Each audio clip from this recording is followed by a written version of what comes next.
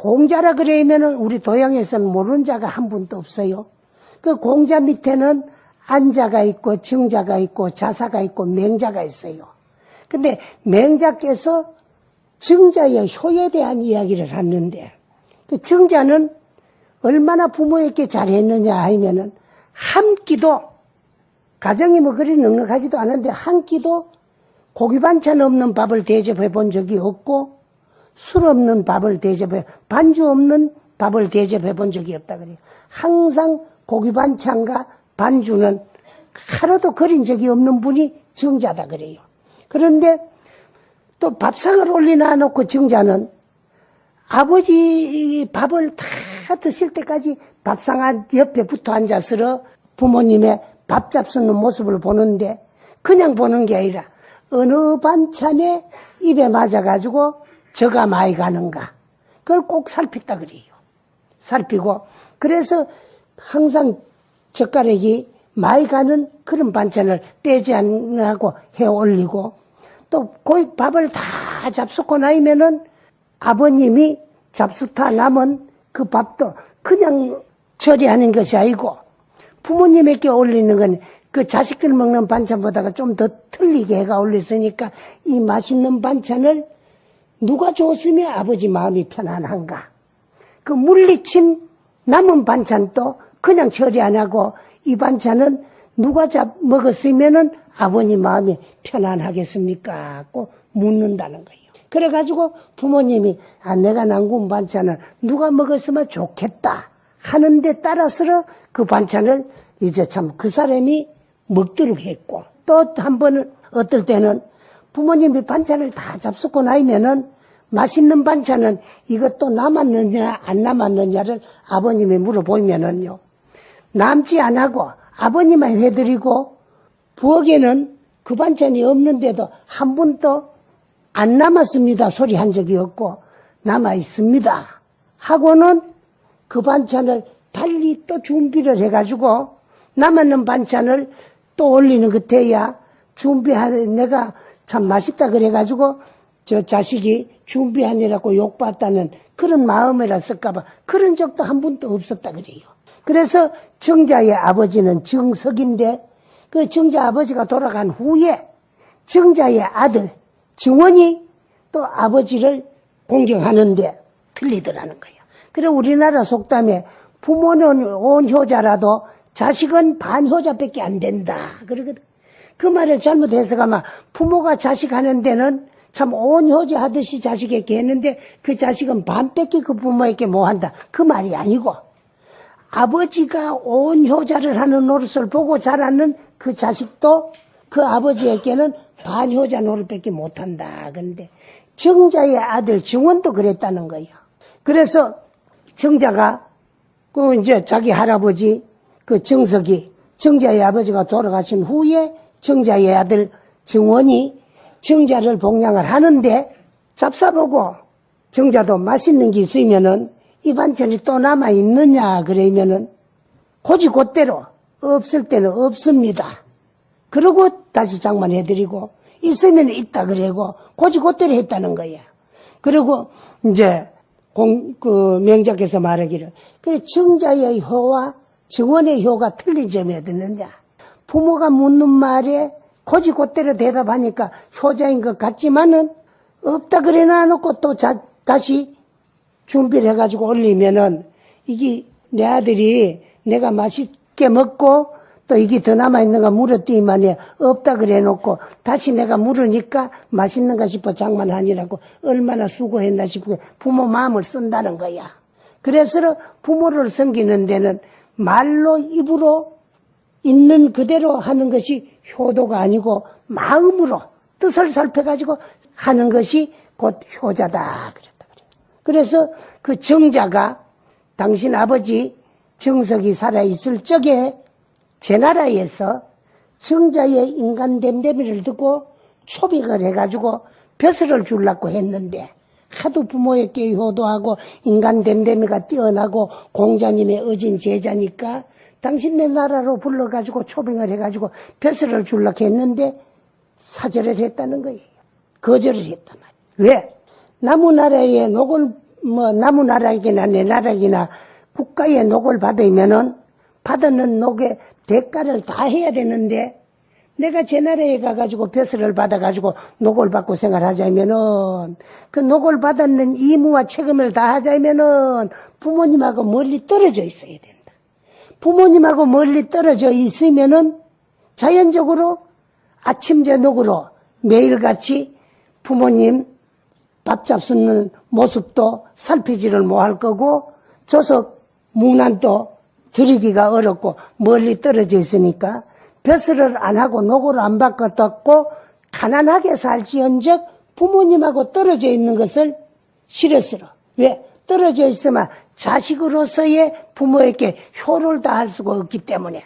그래서 벼슬조차도 거절하고 부모님 곁에 붙어 있기를 원하고 부모님의 그 참 조석봉양을 눈으로 확인하고 살피는 걸 원한 효자가 증자다.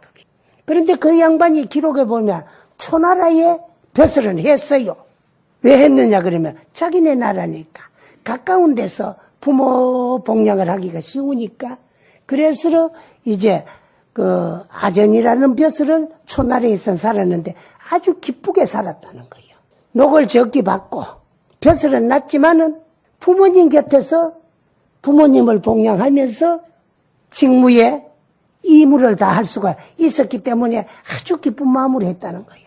나중에 벼슬이 점차 올라가가지고 높은 벼슬이 올라가가지고 녹을 많이 받았는데도 하루도 기쁜 모습을 보이지 못하고 하루도 걸리지 않냐고 북쪽을 향해서 부모님에게 북항재배를 했다는 거예요. 하면서도 기쁜 얼굴이 모습이 나타난 적은 한 번도 없었다는 거야. 그때는 이제 관사지요. 고루거각에 아주 고루거각 높은 집이라 그러거든. 좋은 집에. 그런 건데 고루라는 말은 높은 누다락도 있고 거각 큰 집에 그걸 엄치면은 고루거각이라 그러거든. 그 누각이라는 말을 절집에서 많이 하는데 누각이라는 말은 고루와 거각을 엄친 말이에요. 그런데 그럴 때도 한 번도 기쁘지 아니했는 거는 부모 곁에서 부모를 아침 저녁으로 한 나라이지만은 섬길 수가 없고 멀리서 향배만 했기 때문에 그 부모님께서는 향해가지고 예배만 올렸기 때문에 적은 벼슬에 적은 녹을 받을 때는 항상 얼굴에 기쁨이 가득 차 있었고 나중에는 높은 벼슬을 해가지고 녹을 많이 받는데도 기쁜 모습이 한 번도 없었다는 거야. 그래서 그거는 왜? 부모님 떨어져 있었기 때문에. 정자가 자랄 적에 어느 날 아버지하고 밭을 같이 맺는데 감자는 뿌리에 열매가 여는데 어쩌다 잘못해가지고 뿌리를 잘라버렸대. 그러면 그 맺힌 열매 감자는 못 크고 죽잖아요. 그 모습을 본 정자의 아버지 정석이 조심성 없다고 몽돌이를 가지고 들고 팼대요. 그래 아버지가 패는 몽돌이를 다 맞고 기절을 했다. 얼마나 식이 맞아놨어. 기절을 했다 깨어나가지고는 아무 일 없는 것이 싱글벙글 하면서 그 일을 조심성 있게 다 했다는 거예요. 그래서 정자의 스승 공자가 그 소리를 듣고 엄청 호통을 치고 뭐렇게 했다는 거예요. 하면서 공자님이 정자에게 하신 말씀이 옛날 효자 순임금은 아버지가 꾸중을 하기나 매를 들 적에 작은 호추리는 다 맞아줬지만은 큰 호추리를 들 때는 눈치를 채고 또 몽둥이를 들 때는 한 찰도 안 맞아주고 그 자리를 피하고 도망을 갔다는 거야. 그 맞아주는 것만이 효자가 아니다. 부모가 자식을 배나 놓고 작은 호추리라도 들고 치면은 호추리 자국이 생기면은 부모 마음은 찢어진다. 그런데 기절할 수 있도록 맞아줬는 게 그게 무슨 효도냐?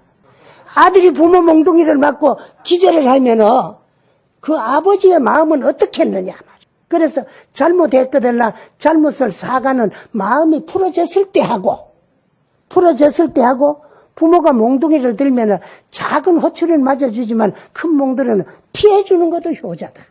만약에 기절하고 깨어났어야 다행이지만은 깨어나지를 못하고 죽었더라면은 그 부모는 자식을 죽인 죄인이 되고 얼마나 마음이 아프겠느냐. 그래서 순임금은 작은 호출을 맞아주고 조금 큰 호출을 들면 도망을 가고 또 몽둥이를 들면 한 철도 안 맞아줬다는 거예요. 왜? 부모 죄안짓게 하고 마음 안 아프더라고 편안하게 해준다고. 썩났을 때는 그 자리를 피해주는 것도 효자다. 그런데 증자는 아버지 몽둥이를 다 맞아가지고 기절을 해가지고 있다가 일어나가지고 물론 부모님 마음이 아플까봐 아무 일 없는 것이 해준 그만큼만 효자지 전체 효자는 아니다 그랬다는 거예요. 그래서 효조는 부모님에게 마음을 편안하게 해주고 또 부모가 무엇을 바라는가 그 뜻을 살펴가지고 그 뜻을 어기지 하냐고 이루어주는 것이 효도다. 말로 물질로 하는 것이 효도가 아니고 말로 몸을 편안하도록 효도 또 뭐 이제 말로 몸을 행동으로 하는 효도 그거보다가는 몸을 편안하게 하는 효자보다가는 마음을 편안하게 하는 효자가 더 큰 효자고 또 부모의 마음을 안 아프게 해주는 것이 효자다. 그래가지고 공자는 증자를 꾸짖었다는 거예요. 그 매를 몽둥이를 맞고 기절할 만큼 맞고 쓰러졌다가 일어나가지고 넌 아버지 괜찮습니다 하고 뭐 이제 참 멀쩡한 모습을 보여주는 그만큼만 효자지 깨어날 때까지 그 부모 마음 아프게 한 것은 불효다. 그래서 순임금의 이유를 비유로 해줬다는 거예요. 공자님이 증자에게 작은 호치를 들면은 맞아주고 큰 호치를 들려고 하면 도망가고 아주 몽둥이를 들면 한 철도 안 맞고 멀리 도망가가지고 나타나도 안 했다가 다 풀어진 후에 돌아와가지고 참 아버님 내가 잘못된 것 같으니께로 이렇게 마음을 푸시고 용서해 주십시오. 그래.